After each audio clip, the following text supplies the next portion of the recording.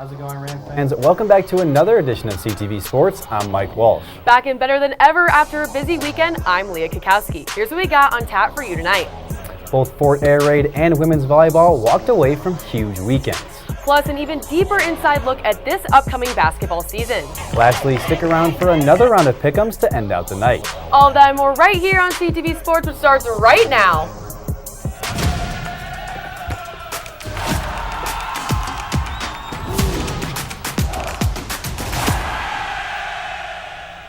To start out the show, we of course go to CSU football, who had quite the weekend, winning their first game at Air Force in 22 years. Yeah, Mike, this one was a big win for the Rams. Leading by 21 at one point, this one still came down to the wire, as the Falcons scored 13th in the fourth quarter.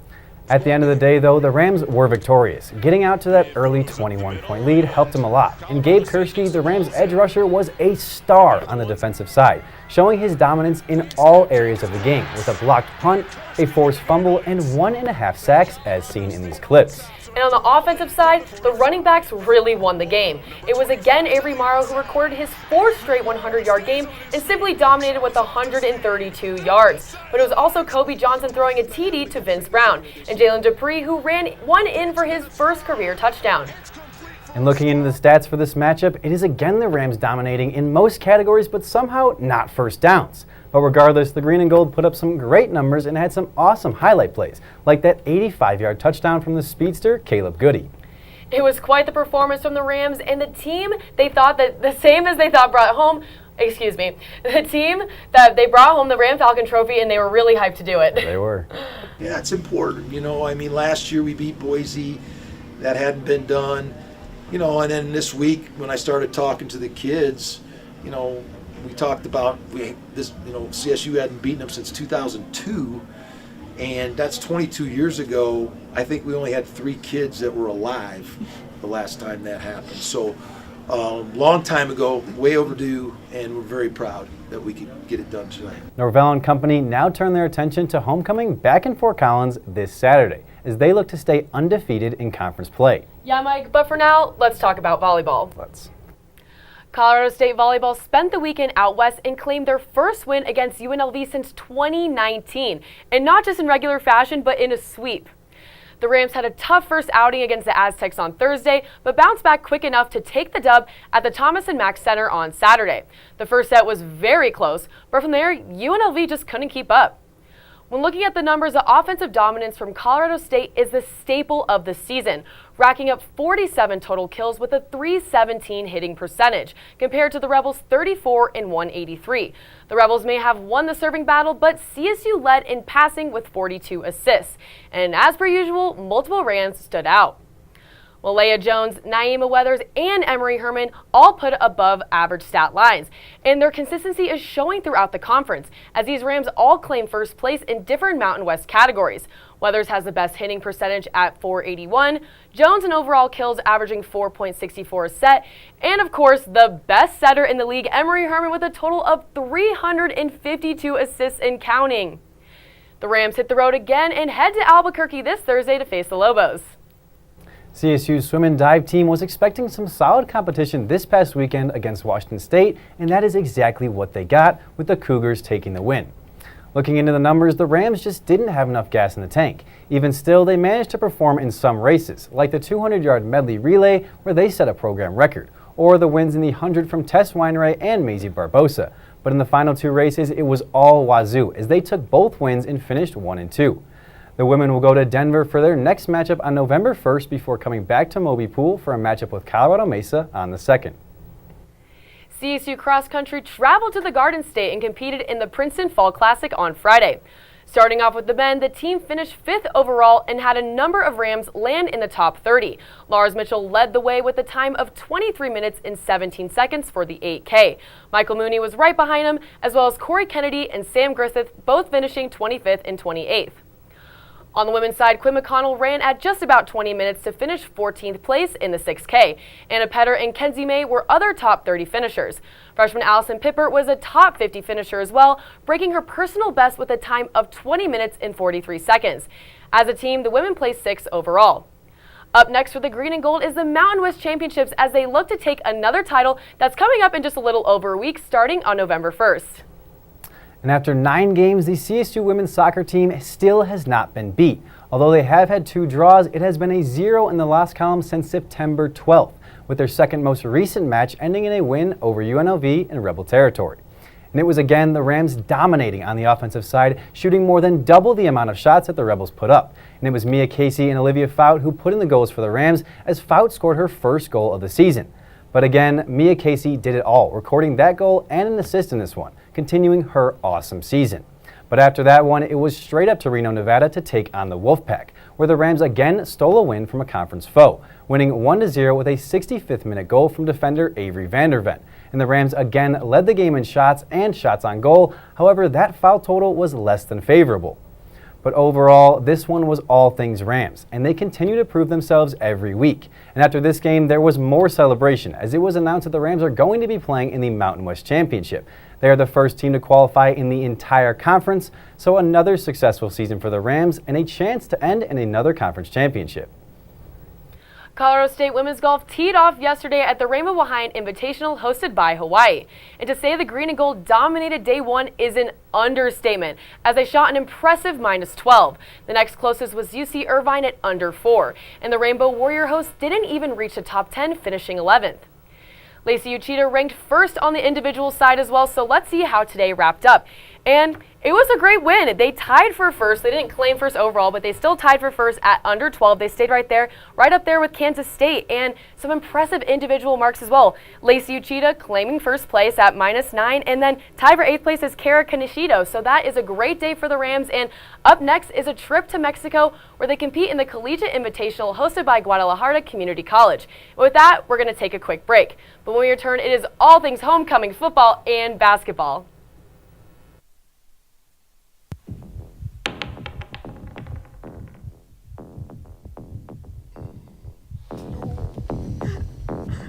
After 2 years? You gotta be kidding me!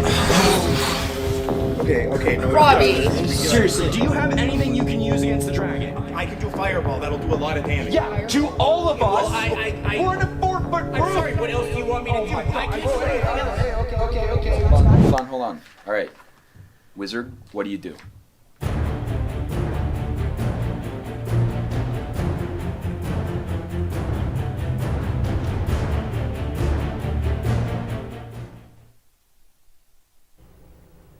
While there is news to report on both homecoming and basketball, let's first take a look at some of the best college football of this past weekend. Starting with, of course, the #1 team, the Texas Longhorns, who fumbled their undefeated season away. Mike.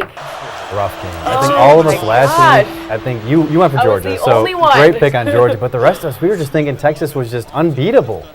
And Georgia just proved us completely wrong. At this point, especially, playing away, Texas has been amazing on the road this year too, being I don't know how this happened, honestly. Honestly, I thought this Texas offense would keep up with them a little better, but this Georgia run game just demolished them. Trevor Etienne, 3 touchdowns. The Longhorns just couldn't handle it. They got down, and they just couldn't come back. Well, kind of like what I said last week during pick'ems, the way Georgia was going to win is that they came out early and came out strong, and they did. It took basically until the second half for Texas to even put up points.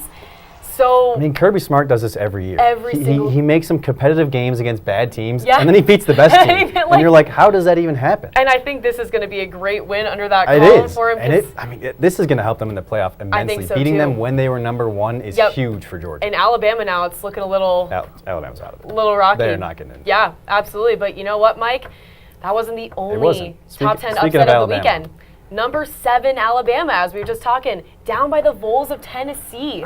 Another really good game. I know. A really slow first half. Honestly, we got to the second quarter here. Still no touchdowns. We obviously see a touchdown to Ryan Williams. After that, it was all things Tennessee. Everything. And again, the same as Georgia, just rushing the ball, just putting it to Alabama, running right through them. Even when you have outstanding receivers like Williams out there, they just kill the running game on Texas or Tennessee Yeah, side. and they locked up Williams pretty well. I know yeah. he had the touchdown, he had a few other catches, but there were other times that he could have scored, and Tennessee made great defensive plays to stop him. Yeah. This is a really good Tennessee team that I was completely underestimating. And I believe I also picked Tennessee to You win did, that so one I mean, as well. great picks for you. I was gonna say. I could not have envisioned either of these. No, I was gonna give it to you, Nalia. I was like, I might be the underdog in this one. But I like this next game a lot. To finish it Yes. out, we're going down to Louisville for their matchup with number 6 Yeah. Miami. And number 6 Miami always seems to be in a game where it's close. Yep. And this one went down to 52 to They 45. finally came out on top of this one, like did their job like they were supposed to. Because Yep. we've been seeing these really, really close games from them And all they're season. winning them. It's just like, why are they so close every single time? And they're the number 6 team in the country. You want to see them beating teams like Louisville Right. by a little more, but they're winning the game, so it's hard to know. argue against them a lot. And it's kind of like relieving. I mean, a lot Yep. of the games we cover in this, it's like always an upset, always, or something that's down to the wire overtime. So it's kind of nice, watching a game where it's a little more comfortable. And the way as we a just fan. talked about Alabama and Texas, you would have thought Miami was going to get know. upset. But it was close, but they didn't. Yep, but they came out with the win. Cam Ward, 4 touchdowns. Yep. Most nonchalant quarterback. Stands back there, just throws 4 touchdowns. It's I love fine. watching them. It's like, a top team is representing Yep.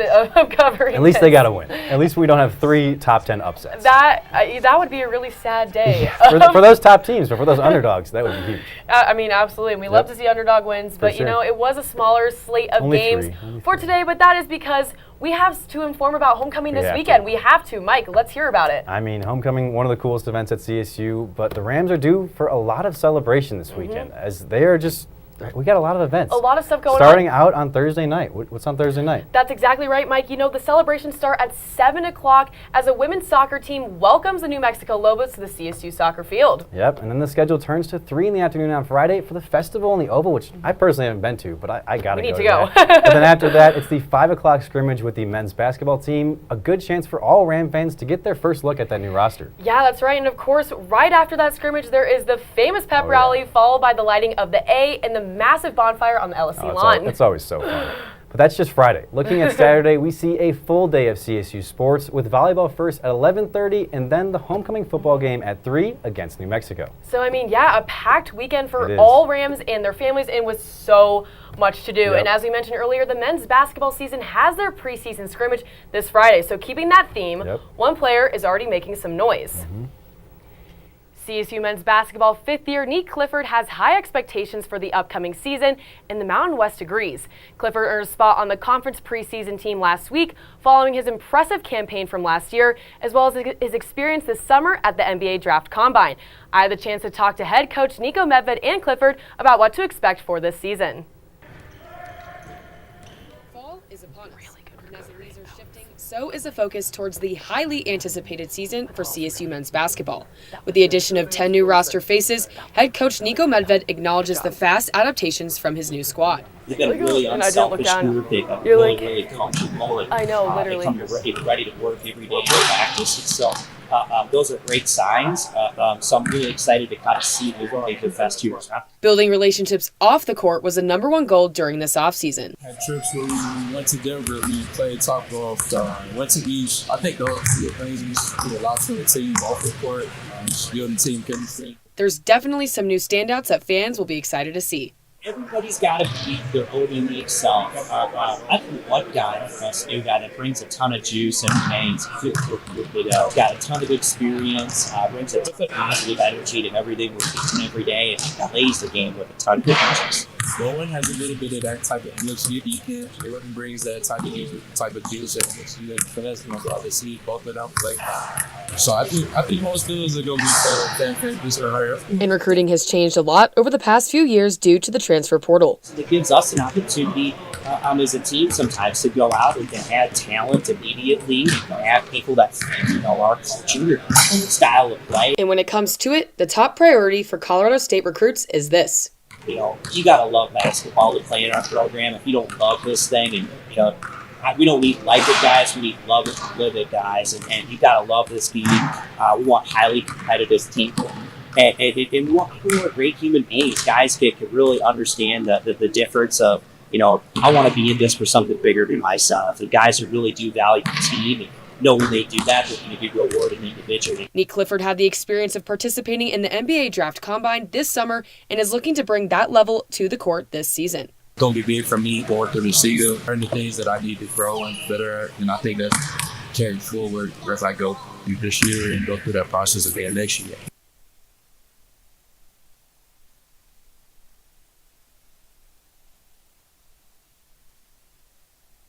I thought it was great us adding Gonzaga, to that league. I think that just strengthens the basketball brand here for our league. So there's a lot to be excited about. And when it comes to Ram basketball, it's defined in one simple phrase: team together. It's not a slogan, but it's really something that we want to be a way of life and just how we play, how we go about our business every day. And again, we put it in everything that we do, but to me, that's how I would describe it.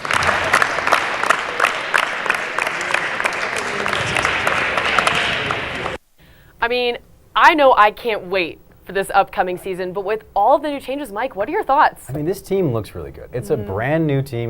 We talked about it a few times in the show. It's going to be a learning experiment. I think so too. I think this team could be really good, but I think they could also kind of go into a rebuilding year. So I just think there's a lot of unknowns in this roster. I agree. And watching practice, obviously, it's a lot of people I'm unfamiliar with just because we've been used to a lot of the same veteran players over the past few years. Yeah, like you got the guys that stuck around for a few years, obviously, like Stevens, but you got other guys that you're not seeing anymore. And you're kind of like, where are they? And that question you asked Nique was good. The energy guys, Morton, Bowen, that'd be awesome if we can have guys that are like Joe Palmer. I mean, every team needs a guy like Joe Everybody Palmer. needs a headband Joe, and everybody has to be their own self, just like Medved said as well. But I think the thing about this team is spots are still open. Nothing is set in stone yet, and I think it could be a really cool opportunity for those guys to earn it. I couldn't tell you who I think is going to start. I think that's good, though. I think it's a healthy competition. Guys are switching in and out from the practice squad to regular squad.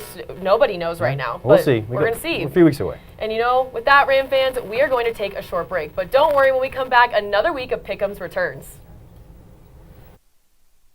Living with someone you don't know on the other side of the wall is hard, especially if you don't know how to be a good roommate.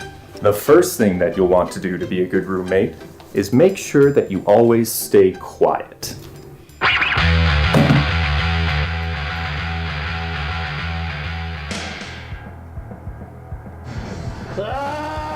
Be considerate of others when using common spaces and appliances. Hey buddy, what you doing? I'm just gonna need like 40 minutes. Be respectful of your roommate's privacy. Ugh, my bad. Finally, make sure that you clean up after yourself. Oh, fresh toothbrush.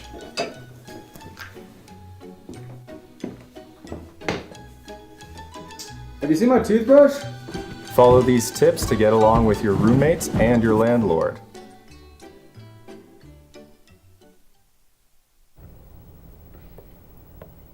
Welcome back from the break, Ram fans. Now, before we jump into our games tonight, we've got a special guest joining us here for Pick'ems tonight, CTV producer Brooklyn Martinez. How about a score update, Brooklyn? So in the lead, we have Mike winning, Leah with 20 wins, Leah with 17, Nalia with 16, and 8 with Nick. I'm surprised that Nick is as low as he is, but I'm not surprised that Mike is winning. I think it's also just because Nick's been on the least amount of shows. I agree. So I feel a little for Nick here. He's missed some shows I think Nalia has over him, so those numbers might not be completely accurate. I just can't believe I'm even close. Honestly, if you didn't miss that one show, we would probably be tied right now. I think we'd be tied. One show I had to go out of town to visit a friend. That one time. It messes you up. It does. 4 years. That's one right, time. As unfortunate as those results are for a few of you guys, I'm so excited to be joining you this week. I'm pretty confident in what I have chosen, so let's jump into it, shall we? Correct pick number 1, Broncos. Mike, this is a tough game. It's actually not. It's not a tough game, literally at all. The Panthers are 1-6. They literally just can't win a game. No. I mean, they beat the Raiders. Who knows what's going on with the Raiders? I don't think this is even really a challenge for the Broncos. They should win this pretty easily. I agree with you, Mike. I mean, they came off of that Saints win as well, having that really tough loss against the Chargers, and then coming back, really quick bounce back. That could be great. A huge bounce back. 33-10 is. Yeah, and I mean, the Panthers never. We'll just head it on over to Brooklyn. What do you think? I do think the quarterback situation with Bo Nix is really what Denver needed. So the momentum that they've had this season is something that all of Broncos country has waited for. So I'd have to go with the Broncos win as well. It's just a consistent quarterback. It's all Broncos fans really want. It's just someone that's going to play consistently well for more than 2 games. Because we've seen random guys like Teddy Bridgewater go off for 3 games. We just need a guy that can do a full season of good playing football. And just like, stay. Yeah. Please don't leave. Please Yeah, stay. literally. Please don't leave. But, moving on with that, there's so much going on in the Mountain There West is. that we have to discuss. Moving on from the NFL. So, Going to CSU. what do we think, you guys? What are, Colorado State homecoming weekend? We just were talking all about it. Mike, Look, start us off. If you remember back to the beginning of the year, I told you New Mexico was going to be the worst team in the Mountain West. Yep. So there is absolutely no way that I could pick them beating CSU. I know they've had a few good games. They've scored 50 the past 3 weeks, even though they've kind of lost some of those Right, games. So right. they're scoring 50 just Yeah. for their defense to be bad. Mhm. I just don't think they can compete with CSU. And it's at home. It's homecoming. It's sold out. It's Rams have to win this Rams have to win. Not to mention CSU's on a 2-game winning streak. Exactly. Yep. So I feel Yep. like if they can keep themselves in line in the second half and not fall apart like Yep. they did against Mhm. Air Force, if they stay on top Yep. For sure. throughout the game, then And that undefeated And it's record, homecoming. Yeah, Yep. the Come on, undefeated they have record to in take a win. conference is going to take them far. They're tied for first right now. And When have we seen the that in a teams while? that they're playing in conference, they can beat all of them. Yes. Realistically, you're looking at a Mountain West Conference championship potential team. Right. And, New Mexico, I just think every single time that they do play here, it was homecoming a couple Yeah. years ago as well. It's just, I think Colorado State has this one. It's too much pressure. And They again, got the number. Right. And Yep. especially with that really, really good Air Force win Yeah, against a rival yeah. team that they haven't had in We don't need to 22 talk about the years. 13 points in the fourth quarter. No, the of real course score not. was 21-0. Exactly. That's all we need to know. I agree with you, but I agree. Rams all the way on Yeah. this one. Yep. But if CSU can pull it off this weekend, that could really shuffle the podium. After Yeah. one of the top two has to lose this weekend with Boise State and Yeah. UNLV. Leo, I'll go to you first. This one was really hard for me to pick because we've been Mhm. talking about these teams all year, and both have been dominant, like we've been Yep. talking about all year. But for me, I am going to go UNLV on this Okay. one because they are at home. They are 6-1. Mm-hmm. Their quarterback Williams is unbelievable. He also leads the team in running yards. Like he can And he didn't play the first 3 games. Exactly. And he's still putting up these still numbers. one of the the stat leaders Yep. on his team for passing and rushing. So for me, I'm going to go with them. It's also their homecoming weekend.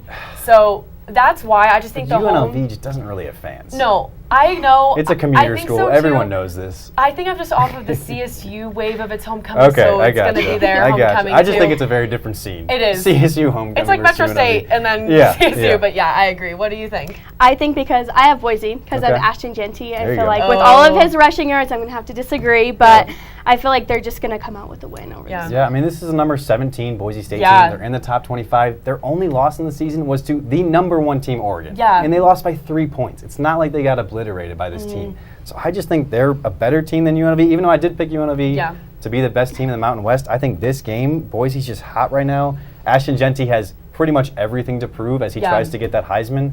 I think Boise takes this one. I remember earlier you told me you Yep. you have good feelings with that as I mean, well. this is a good team, and Genty is just insane. Yeah. He can't get taken down. He It's just hard. bounces It's- off people and gets in the end zone. I just think this is going to just be the Mountain West game. Oh, I yeah. think Oh, yeah. for this And I think this is season. probably a preview of what we're going to see in the championship. Yeah. If it's not someone else with kind of some random conference Yeah. records, but I think these are pretty easily the 2 best teams. I agree. I think we all have valid picks. Yeah, with I this agree. one. And this is going to be a close game. It's going to be a high-scoring game because there's Mhm. not a lot of defense. No, not on either side. Exactly.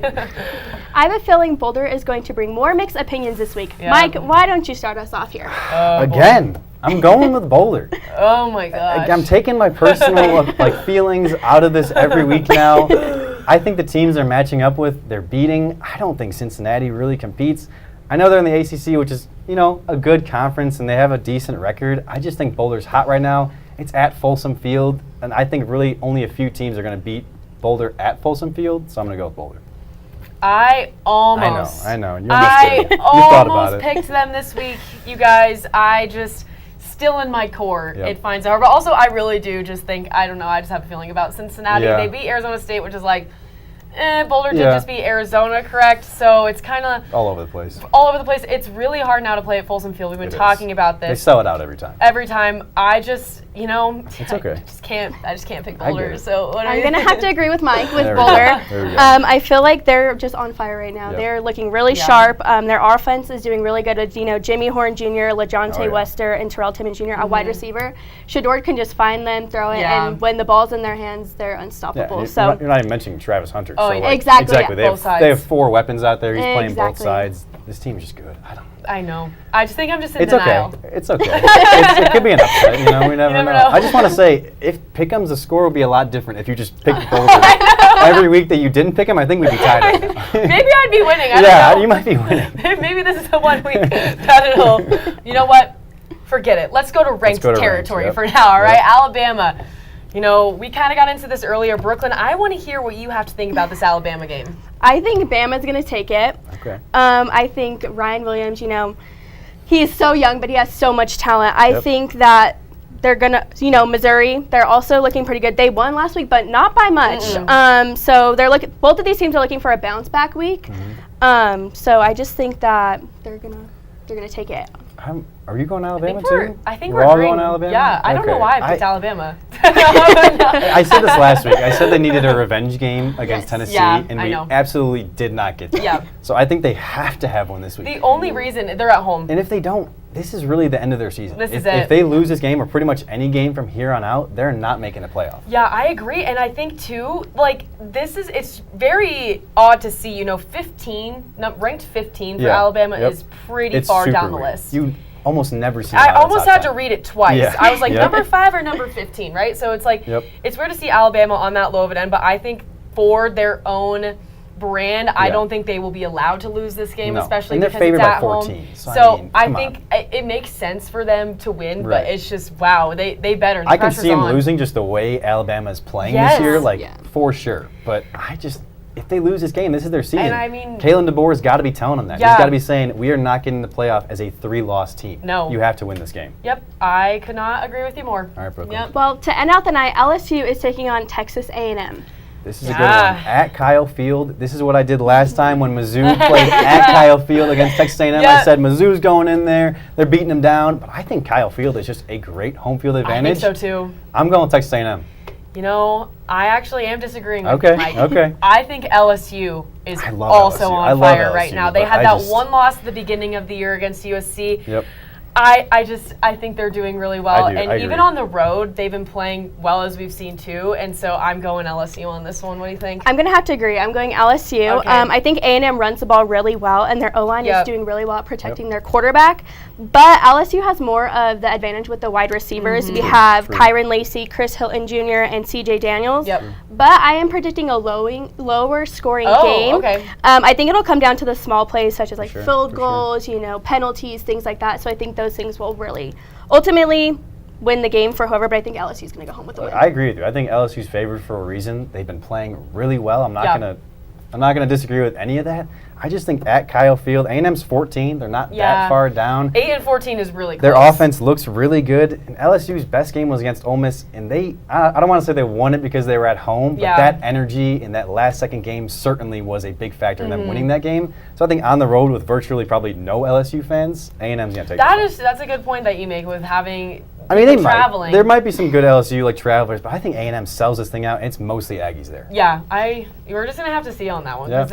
I don't know. It's I think that's my upset right there. I'll always I don't know. I've really liked LSU for a long time since I was young, so we'll see. It's gonna be a good game. But you know what, Rams? That is all we have for you tonight. So enjoy your homecoming festivities, and as always, be safe, and we'll see you next week.